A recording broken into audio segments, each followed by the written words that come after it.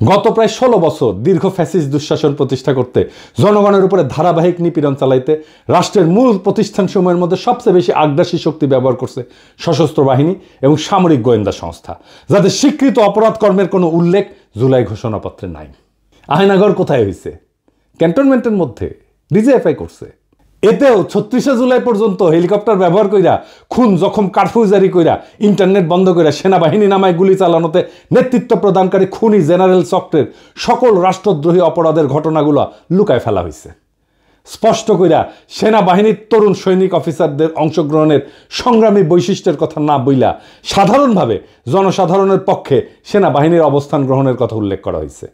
সত্য কথা, ইনসাফের কথা, ন্যায়ের কথা এবং সঠিক কথাটা হইতেছে যে মার্চ টু ঢাকা কর্মসূচির দিন 36শে জুলাই বা 5ই আগস্ট বিপুল গণস্রোত এবং প্রধানত সৈনিকদের চাপের মুখে শীর্ষ সামরিক নেতৃবৃন্দ চূড়ান্ত এবং শেষ পর্বে গণ অভ্যুত্থানে বাধা না দিয়া 5 তারিখে আরও প্রাণহানি এবং রক্তক্ষয় এবং জাতীয় বিপর্যয় এড়াইতে সহায়তা করছে। 4 নাম্বার সীমাবদ্ধতা।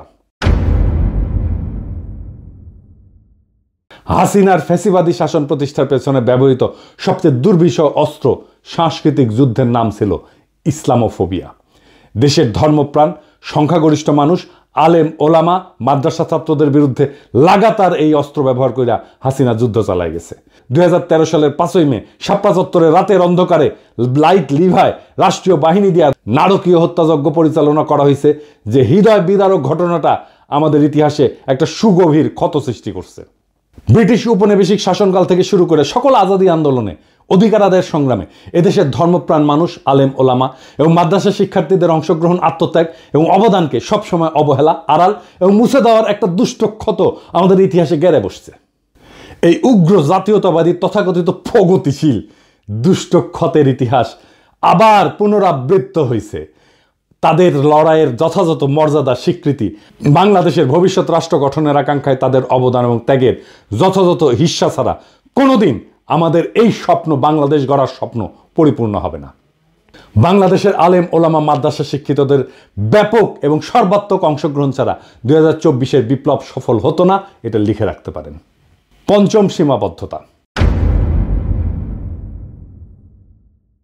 2024-এর বিপ্লবে মেহনতি মানুষ এবং নারীর অংশগ্রহণের প্রশ্নটা দৃশ্যমানভাবে আসেনি। জুলাই গণ অভ্যুত্থানে অংশগ্রহণকারী বড় দুইটা শক্তি ছিল শহরের মেহনতি মানুষ এবং নারী সমাজ। বৈষম্য বিরোধী সংগ্রামের এই বৈশিষ্ট্য ঘোষণাপত্রে উল্লেখ করা হয়নি। অর্থনৈতিকভাবে অনগ্রসর জনগোষ্ঠী এবং নারী সমাজ যে রাষ্ট্রীয়, অর্থনৈতিক এবং সামাজিক স্তরে সৃষ্ট বৈষম্যের অবসান চায়, জুলাই গণ অভ্যুত্থানে সেই আকাঙ্ক্ষা খুব স্পষ্টভাবে ফুটে উঠছিল। এই জনগোষ্ঠীর সমানাধিকারের আকাঙ্ক্ষা আন্দোলনের অগ্রভাগে ছিল, নেতৃত্ব দিছিল এবং তাদের বেশিরভাগই হতাহত হয়েছে। অধিকার সচেতনতা, বঞ্চনার বিরোধিতা এবং ইনসাফের ধারণা এই জনগোষ্ঠীকে সংগঠিত করার একটা গুরুত্বপূর্ণ ভূমিকা রাখছে। নতুন বাংলাদেশের অর্থনৈতিক নীতি কি বৈষম্য মোচন বা দারিদ্র্য বিলোপের দিকে পরিচালিত হবে? তার উপরেই নির্ভর করতেছে নতুন রাষ্ট্র ব্যবস্থার চরিত্র এবং স্থিতিশীলতা।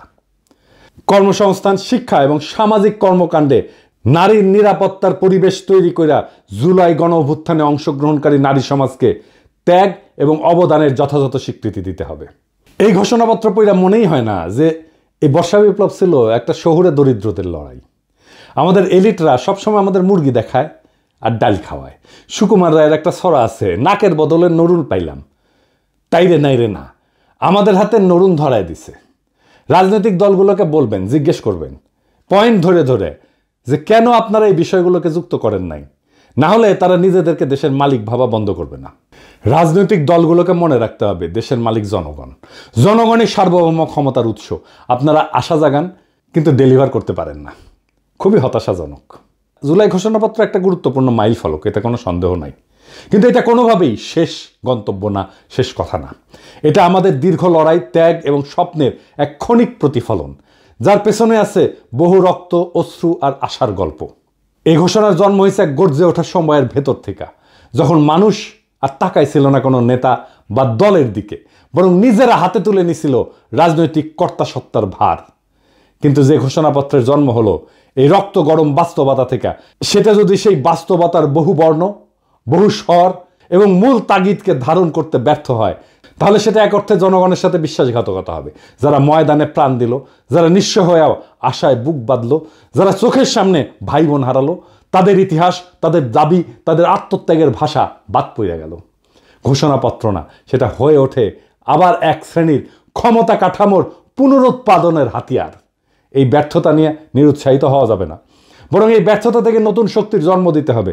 যদি প্রচলিত রাজনৈতিক দলগুলো এজেন্সিহীন, ভবিষ্যৎ বিমুখ হইয়া পড়ে, তবে নতুন নেতৃত্ব, নতুন কাঠামো, নতুন চেতনার আবির্ভাব হবে। কেননা ইতিহাস দাঁড়ায় থাকে না, সে আগায় যায়।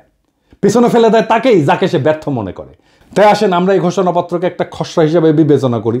এটা জনগণের অসীম শক্তির সামনে একটা খোলা চিঠি, যা আবার লেখা হবে, আবার সম্পাদিত হবে, আবার জনগণই তার রূপ নির্ধারণ করবে।